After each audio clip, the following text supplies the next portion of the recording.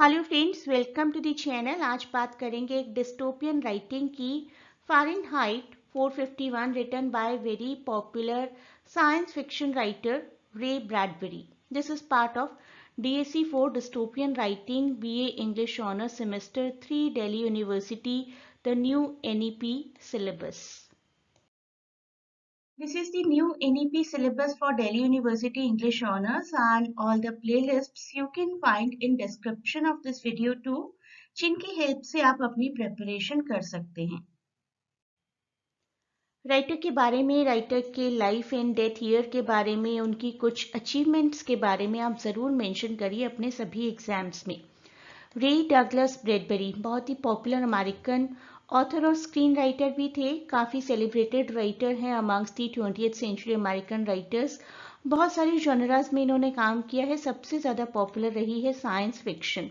उसके बाद वीकेंड से फैंटेसी, हॉरर, मिस्ट्री और रियलिस्टिक फिक्शन पर भी इन्होंने काम किया है।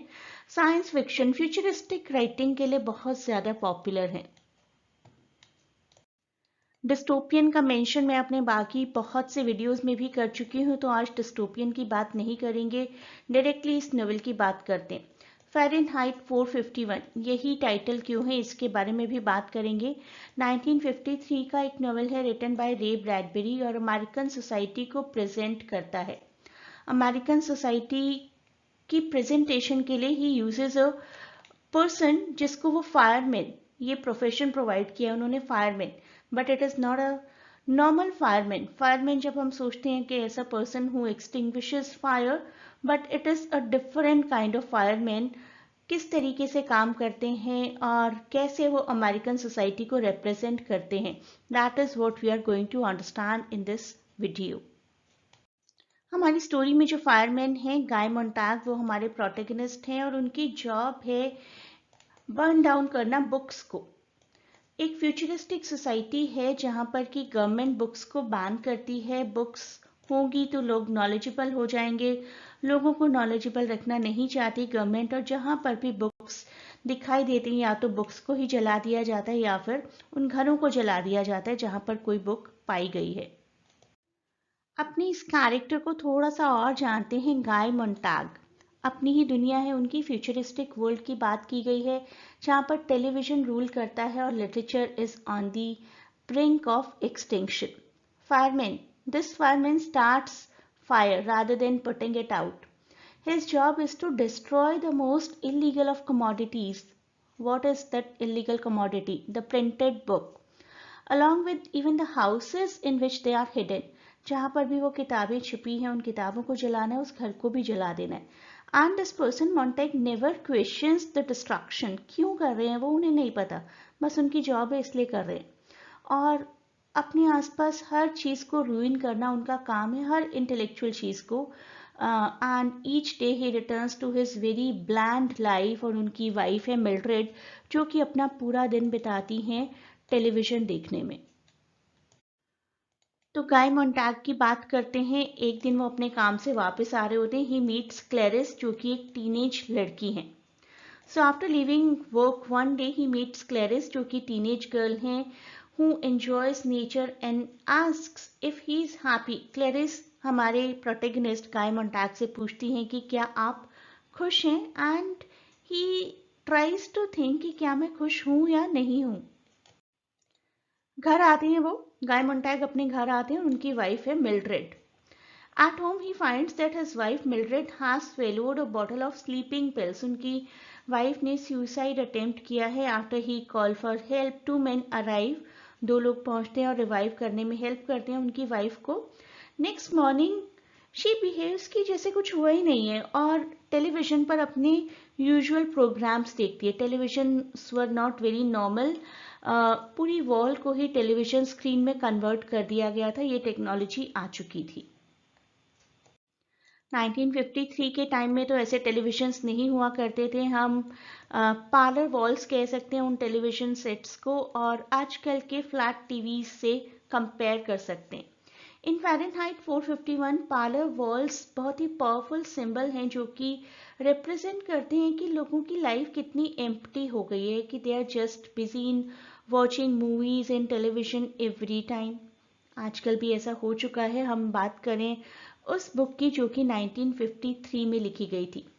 The walls themselves are essentially giant interactive television screens that occupy entire walls and allow individual to immerse themselves। अपने आप को बिल्कुल खो दे एक पर्सन। आपके आसपास की हर वॉल में ही स्क्रीन लगा है। What will you feel about that?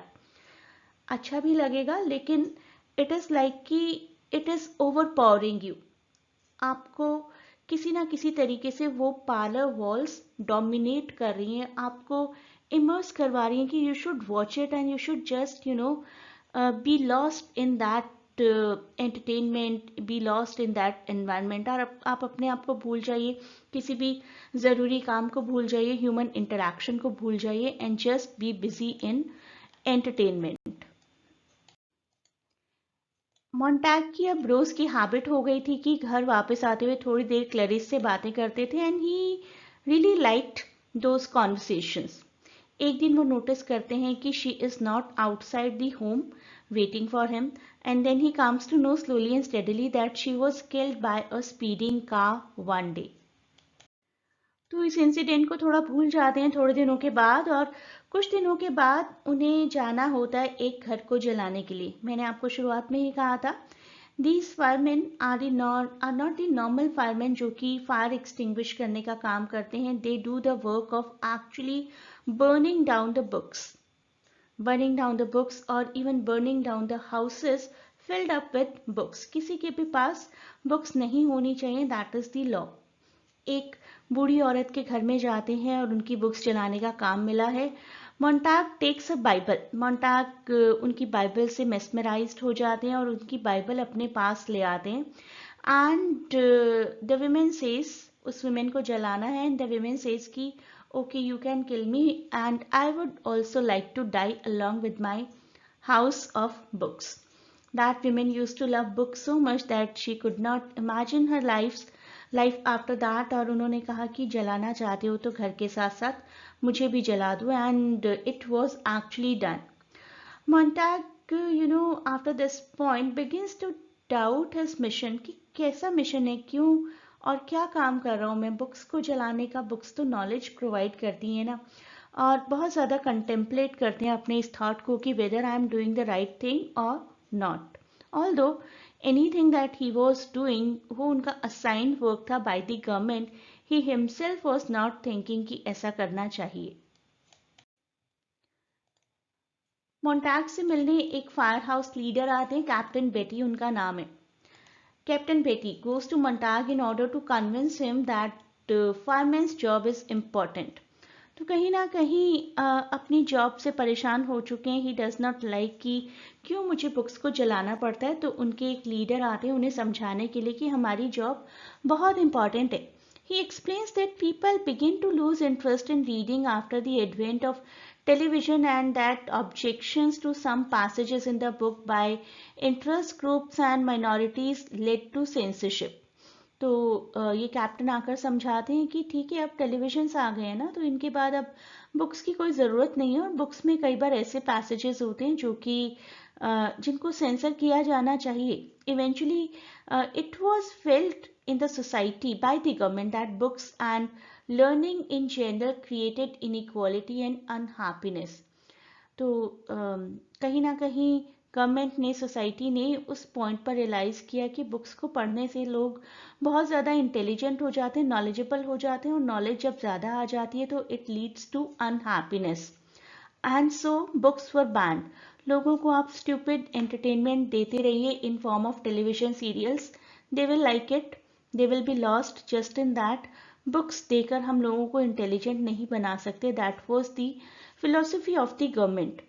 After this person leaves, Beatty जो कि उनके कैप्टन है, after Beatty leaves Montag reveals to Mildred, अपनी वाइफ को रिवील करते हैं कि he has hidden several books in the house, कि हमारे घर में बहुत सारी बुक्स छुपा ली हैं मैंने। जहाँ पर भी वो बुक्स को जलाने जाया करते थे, शायद वहाँ से कुछ बुक्स पिक कर लाते थे। He started taking interest in books, they begin reading, दोनों कुछ रीडिंग शुरू करते हैं, but he finds the books are hard to understand. देखिए कैसी हालत होगी इस सोसाइटी की अगर बुक्स को बैन कर दिया जाए तो लोगों की रीडिंग हैबिट्स ही ख़त्म होगी और बुक्स बड़ी मुश्किल लग रही हैं। मिल्ड्रेड कहती हैं कि मुझे बुक्स नहीं पढ़नी, मुझे तो टेलीविज़न ही देखना है। अब एंट्री होती है एक और कैरेक्टर की जो कि इंग्लिश प्रोफेसर हैं, फेबर नाम है उनका। Montague remembers that he has the phone number and address of a retired English professor, Faber. Faber. Thinking that he may have last printed copy of Bible, Montague heads to Faber's home while trying to memorize passages from the work, and Montague asks Faber to teach him to understand books, and Faber agrees. मोन्टैग को कोई भी किताब अपनी तो समझ आ नहीं रही, Bible भी है उनके पास और भी किताबें, और मोन्टैग को याद आता है कि Faber was an English professor, उनके पास काफ़ी किताबें होंगी, इवन बाइबल की भी एक कॉपी होगी, और शायद वो मुझे समझा पाए कि बुक्स कैसे पढ़ी जाती हैं। मोन्टैग जब अपने घर वापस आते हैं तो देखते हैं कि उनकी वाइफ मिल्ड्रेड अपनी कुछ फ्रेंड्स के साथ टेलीविज़न देख रही हैं। She was always busy in these things. So she was watching TV with two friends, one of whom announces that her husband has been drafted to fight in the current war. तो उनकी friends में से एक friend बताती है कि मेरे husband को वॉर के लिए एनरोल किया गया। Montag attempts to engage the women in conversation about their lives and politics. मोन्टैग को नया नया एक फिलोसफिकल शौक चढ़ा है कि लोगों को आपस में बात करनी चाहिए, किताबें पढ़नी चाहिए, इंटेलिजेंस और नॉलेज शेयर करनी चाहिए, लेकिन nobody is interested, everyone is busy watching television. 1953 में लगभग आज की लाइफ एंटिसिपेट कर दी थी रे ब्रैडबरी ने। आजकल भी तो बिल्कुल ऐसा ही होता है, not in form of TV screens always, तो phone screens, everybody is just looking at the phone, no one is talking to each other. When he starts beginning reading a poetry from a book, one of Mildred's friends begins crying while the other is angered. तो एक friend चिल्लाने लगती है, एक को बहुत गुस्सा आ जाता है, और वो कहती हैं कि बुक्स इतनी बोरिंग होती हैं, that is the reason books are banned. Next day जब मोन्टैग अपने काम पर जाते हैं, Montag and the other firemen go out on a call, and it turns out that it is Montag's house. जिस भी घर में किताबें थी उस घर को ट्रेस किया जा सकता था, अब किताबें मिली हैं मोन्टाग के खुद के घर में। अब क्या किया जाएगा? Montag's house that is to be burned down now. Montag is informed that Mildred was the one who reported him. Mildred ने रिपोर्ट किया, एंड जैसे ही मोन्टैग अपने घर पहुंचते हैं, ही सीज की मिल्ड्रेड तो एक टैक्सी में बैठकर जा रही हैं without talking to her husband. तो इट हैज़ बीन शोन कि ह्यूमन इमोशंस भी बिल्कुल डेड हो चुके हैं। A wife is not ready to live with the husband and she is just interested in watching television. पूरी सोसाइटी का यही हाल है। अगर किसी को कोई एक पर्सन इंटेलिजेंट बनाने की कोशिश करता है जैसे कि क्लैरिस, तो उनको मार दिया जाता है। अब मोन्टैग के ही घर को जलाने के लिए फायरमैन आ गए हैं। तो anyone who tries to read book, who tries to be intelligent, that person is destroyed in some or the other manner. Captain Beatty का रोल फिर से आ गया। After captain Beatty orders Montag to burn the house down, he obeys and then turns the flamethrower on Beatty, killing him. अपनी flamethrower को Beatty की तरफ घुमा देते हैं, and Beatty is killed instead of burning down the house. Right, so he flees to Faber's home.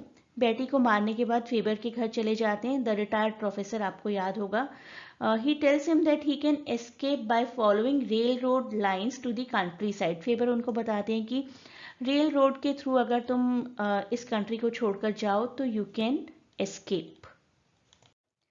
इसके बाद मोन्टैग एक ग्रुप के पास पहुंचते हैं पूरी मैन हंट को इवेट करते हुए किसी भी तरीके से, एंड ही सीज कि दे आर एंजॉइंग बॉनफायर, और बात भी करें एक दूसरे से, जो कि जनरली उस टाइम के लोग, जिस टाइम का एक फ्यूचरिस्टिक नॉवल लिखा गया है उसमें लोग बात नहीं करते थे एक दूसरे से, सिर्फ टेलीविज़न देखने में बिजी रहते थे। इनके लीडर का नाम है ग्रेंजर, जो कि मोन्टैग को बताते हैं कि हम में से सब ने एक एक किताब मेमोराइज कर ली है, जिससे कि शायद करंट डोमिनेंट गवर्नमेंट के डिस्ट्रक्शन के बाद हम लोग एक न्यू सोसाइटी क्रिएट कर सकें। तभी ये सब बात करते करते देखते हैं कि बम्बार्डिंग हो गई है बहुत ज़्यादा और सिटी डिस्ट्रॉय हो गई है, और उसके बाद दिखाया जाता है कि शायद अभी भी एक होप बची है to start a new civilisation. यहाँ पर देखिए थीम्स क्या है। One major theme is ignorance. लोगों को इग्नोरेंट रखने की पूरी पूरी कोशिश की जा रही है by the government. They should not read the books, they should keep on watching the stupid television programmes, but they should not read the books. Books तो उनकी खुद की चॉइस हो सकती है ना। Programmes are transmitted by the government. Government किस तरीके से अपनी पावर एक्सरसाइज कर रही है, लोगों को अपनी आइडेंटिटी ही नहीं पता है। टेक्नोलॉजी इतनी हाई हो चुकी है कि people are just lost in technology.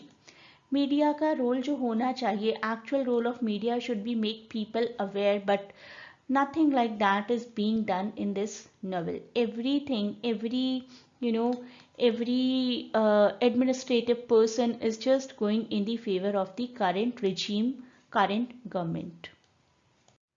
अब बात करते हैं 451 फ़ारेनहाइट 451। ये टाइटल क्यों है? It is the temperature at which book paper catches fire and Burns.